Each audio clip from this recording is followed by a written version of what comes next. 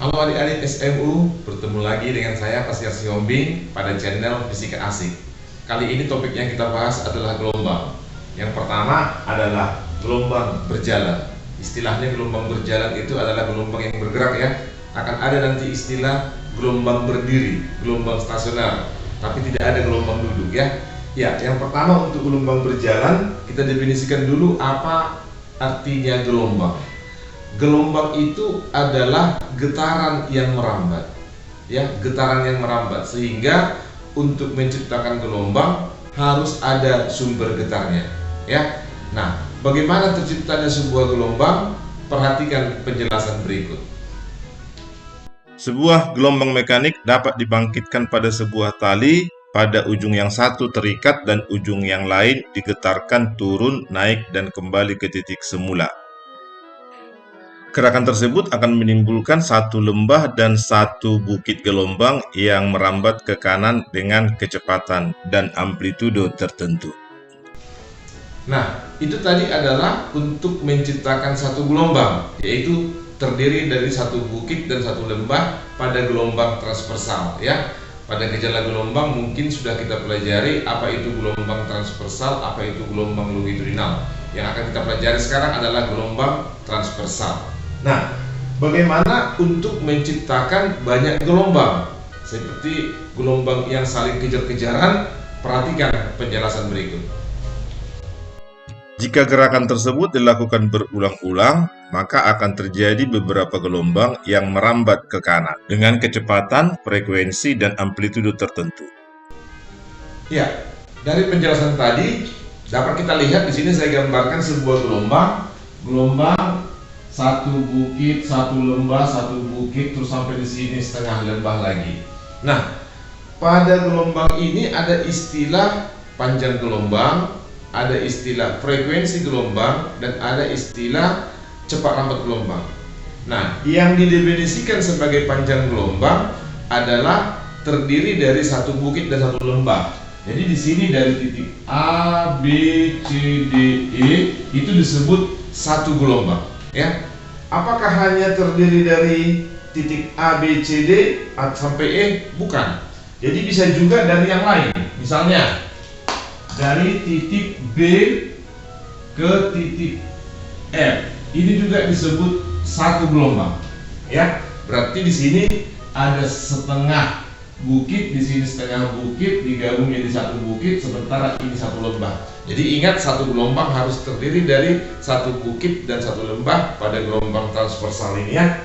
Nah, kemudian jarak titik tertinggi dengan titik setimbang. Ini pada getaran disebut titik setimbang, atau di sini jaraknya titik setimbang ke titik paling bawah itu disebut amplitudo.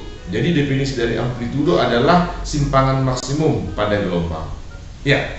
Nah, apa aja yang sering dipermasalahkan pada gelombang? Nah, hubungan antara cepat rambat, frekuensi, dan panjang gelombang dinyatakan dengan VR sama dengan frekuensi kali lambda. Nah, ini cepat rambat gelombang ya, bukan cepat getar sebuah titik pada gelombang. Itu akan berbeda nanti. Ada cepat getar sebuah titik pada gelombang, ada cepat rambat gelombang. Jadi yang kita bahas di sini adalah cepat rambat gelombang.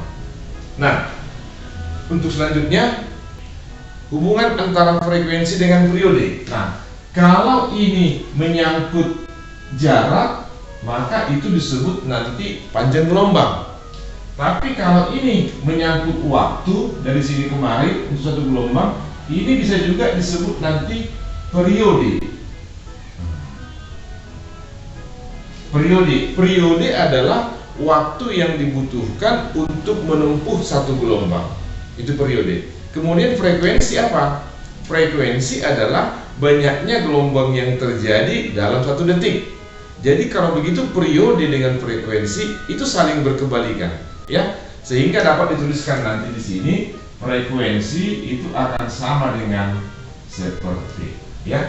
Frekuensi sama dengan seperti. Misalnya, kalau waktu yang dibutuhkan satu gelombang untuk menempuh satu gelombang itu 5 detik, maka frekuensinya adalah 1/5 Hz. Hertz itu adalah nama orang, ya. Hertz artinya banyaknya gelombang per detik. Nah, untuk lebih jelasnya boleh kita lihat contoh berikut.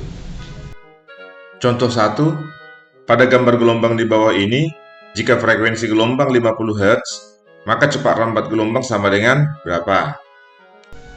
Untuk soal nomor 1 ini disebutkan ada sebuah gelombang sedang merambat dengan frekuensinya 50 Hz. Pada saat tertentu, gambar dari gelombang itu dinyatakan seperti ini. Jadi, ada di sini beberapa gelombang yang frekuensinya 50 Hz, tapi jarak tertentu yang diketahui, yaitu 1,4 meter jarak dari sini kemari. Nah, pertanyaannya, berapa cepat rambat gelombang tersebut? Nah, kita udah tahu bahwa cepat rambat adalah frekuensi kali lambda. Nah, frekuensinya sudah ada. Sekarang lambdanya yang kita hitung. Berapa panjang gelombang ini? Nah, kita lihat ya. Ada berapa gelombang yang jaraknya 1,4 meter. Nah, di sini satu bukit, satu lembah. Nah, ini satu gelombang. Kemudian ada satu bukit, di sini ada 1/4 lembah. Nah, oleh karena itu kalau kita jumlahkan gelombang ini 1 tambah setengah tambah 1/4, berarti 1/3/4 gelombang.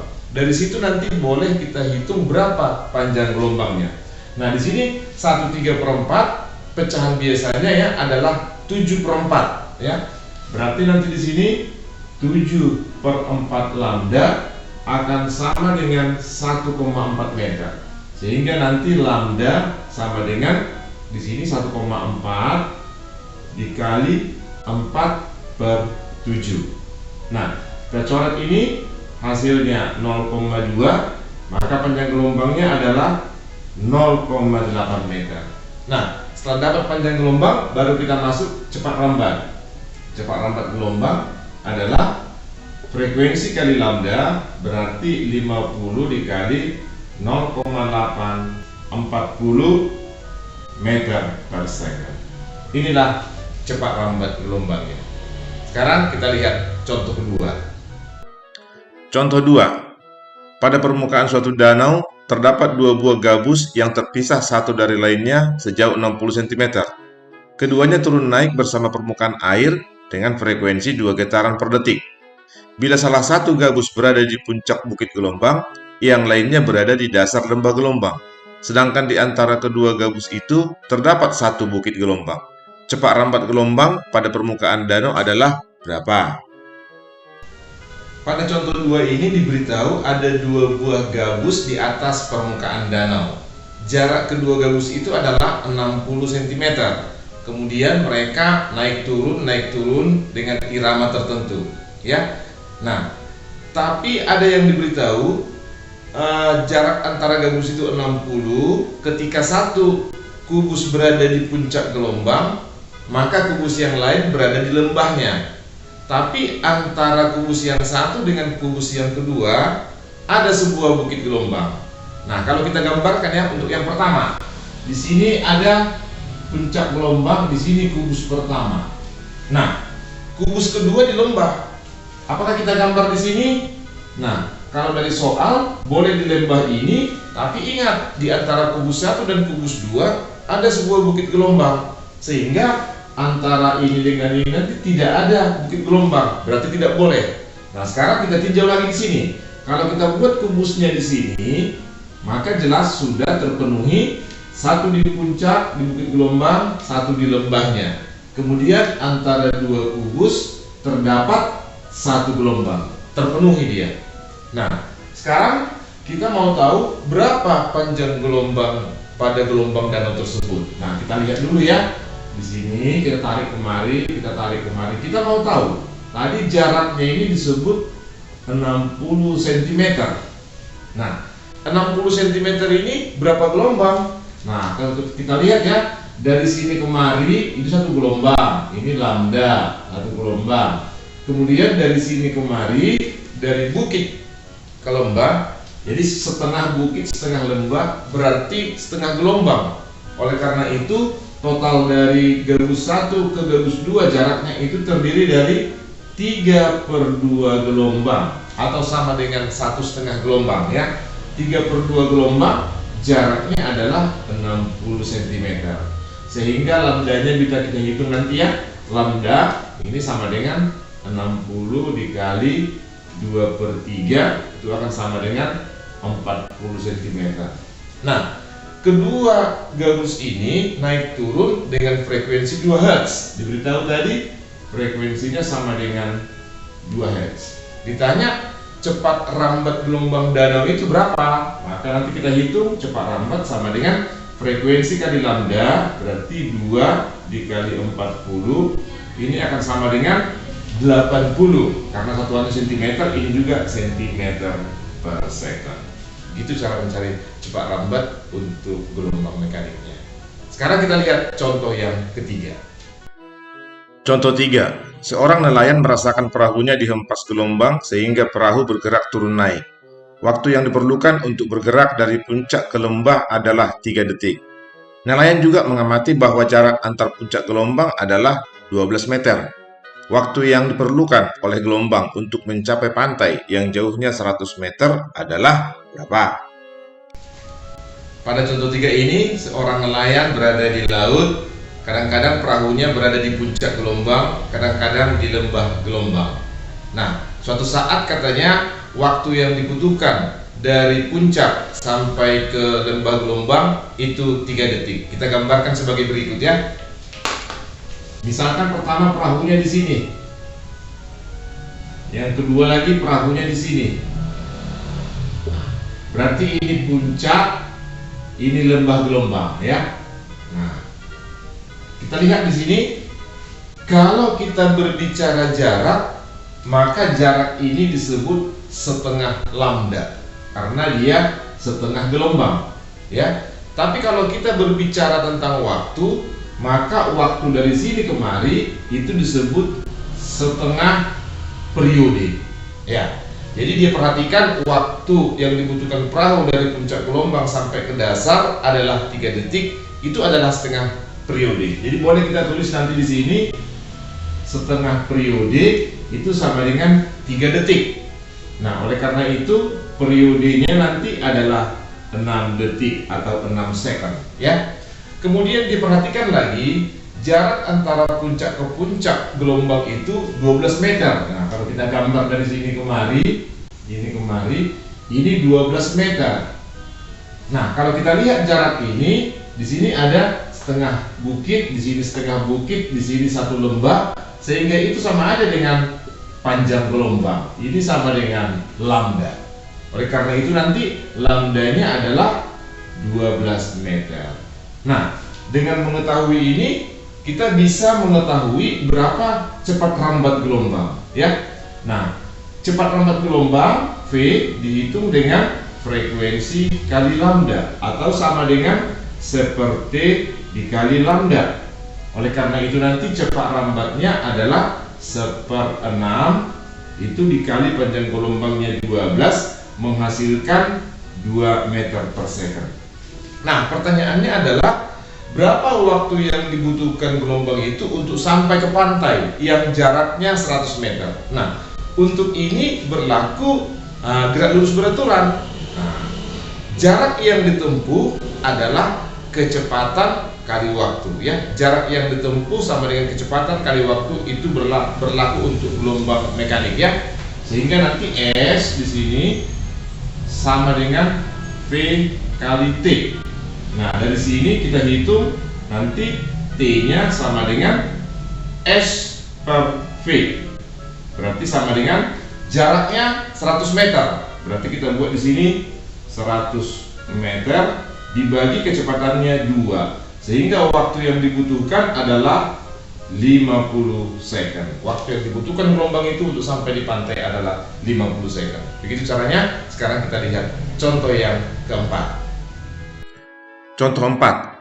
Sebuah perahu diam di permukaan air laut. Nelayan mengamati bahwa setiap 4 detik perahunya selalu berada di puncak gelombang.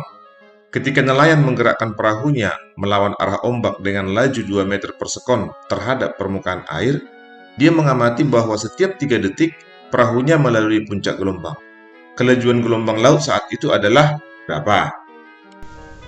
Pada contoh 4 ini diketahui ada sebuah perahu diam di atas permukaan laut ya. Jadi misalnya kita buat di sini perahunya, dia diam, berarti V perahu sama dengan 0. Nah, kemudian si nelayan memperhatikan bahwa setiap 4 detik perahunya berada di puncak gelombang ya. Setiap 4 detik berada di puncak gelombang. Nah, jadi kalau kita buat kecepatan gelombang ke kanan gini, perahunya yang kedua kita anggap di sini dulu ya. Nah, di sini dia. Setiap 4 detik. Nah, kita tahu jarak dari sini kemari kalau dia berhubungan dengan waktu itu adalah periode. Nah, jadi di sini gambarnya kejadian tidak seperti ini ya. Pada kenyataannya perahu itu diam, gelombangnya yang bergeser. Tapi kita tidak bisa menggambarkan gelombang yang bergeser ya. Ini gambar diam, sehingga kita anggap perahunya yang bergerak, gelombangnya yang diam ya untuk gambar ini. Sehingga posisi pertama di sini, posisi kedua di sini. Nah, di sini periodenya adalah 4 second ya. Jadi nanti bisa kita lihat frekuensinya di sini, frekuensi akan sama dengan 1/4 Hz. Itu yang pertama. Yang kedua, ketika dia menggerakkan perahunya berlawanan dengan arah kecepatan gelombang, maka nanti waktu yang dibutuhkan untuk dari puncak ke puncak menjadi 3 detik ya. Nah, jadi di sini ada perahunya, kita buat lagi. Nah, tapi di sini gerakannya berlawanan dengan gelombang sehingga V perahu 2 meter per second. Oh ya, tadi ketika dia menggerakkan perahunya dengan kecepatan 2 meter per second berlawanan dengan arah gelombang, maka waktu yang dibutuhkan ya untuk dia sampai di puncak di sini dan puncak di sini itu adalah T sama dengan 3 second, 3 detik. Nah, sini dia. Nah, sekarang pertanyaannya, berapa cepat rambat gelombang air itu, gelombang air lautnya ya? Nah, kita lihat, ini bisa kita buat nanti, katakanlah ini T2 ya, F2 nya menjadi 1/3 Hz.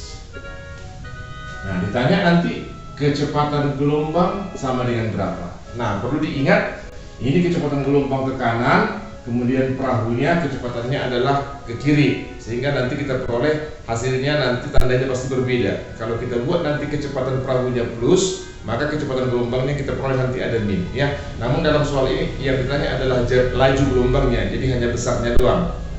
Nah, sekarang kita lihat untuk yang pertama dulu. Nah, dari pertama ini bisa kita tahu rumusnya adalah kalau dia diam, V gelombang sama dengan frekuensi kali lambda. Kemudian di sini kita buat V gelombang sama dengan 1/4 lambda. Maka kita lihat nanti di sini lambda akan sama dengan 4 kali kecepatan gelombang ya. Dalam hal ini cepat rambat gelombang itu tetap dan panjang gelombang itu juga tetap. Yang berubah adalah frekuensinya. Nah, pada pesan pertama kita mendapat bahwa lambda ya, panjang gelombang dari gelombang laut itu adalah 4 kali dari kecepatan gelombangnya. Nah, itu yang pertama di sini. Kemudian yang kedua. Nah, yang kedua di sini kecepatan perahu berlawanan dengan kecepatan gelombang. Sehingga nanti seolah-olah kecepatan relatif perahu terhadap gelombang bertambah ya. Seolah-olah bertambah. Kalau kecepatan perahu searah dengan kecepatan gelombang, maka kecepatan relatif ya perahu terhadap gelombang nanti akan semakin kecil.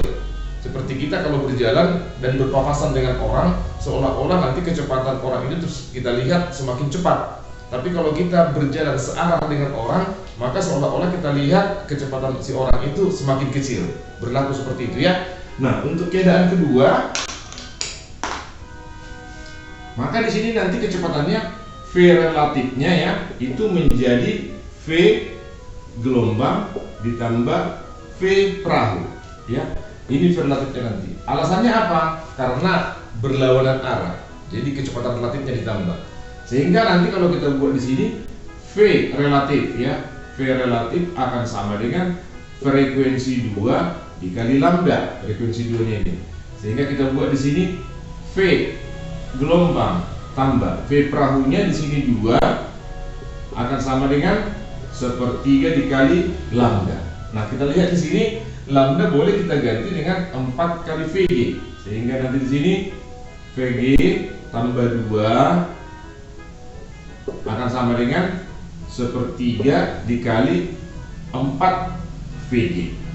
Nah, kalau kita kalikan ini menjadi 4/3. Jadi nanti di sini pindahkan ke kiri, minus 4/3 VG ditambah VG. Nah, itu pindahkan kemari, ini nanti menjadi minus 2. Sehingga nanti di sini ini hasilnya minus 1/3 VG, itu akan sama dengan di sini dia minus 2. Boleh kita coret minusnya ya. Sehingga di sini kecepatan gelombangnya adalah 2 dibagi 1/3 sama dengan 6 meter per second. Ya, begitu caranya untuk mencari kecepatan gelombang yang berlawanan arah dengan perahunya. Ya, sampai di sini dulu.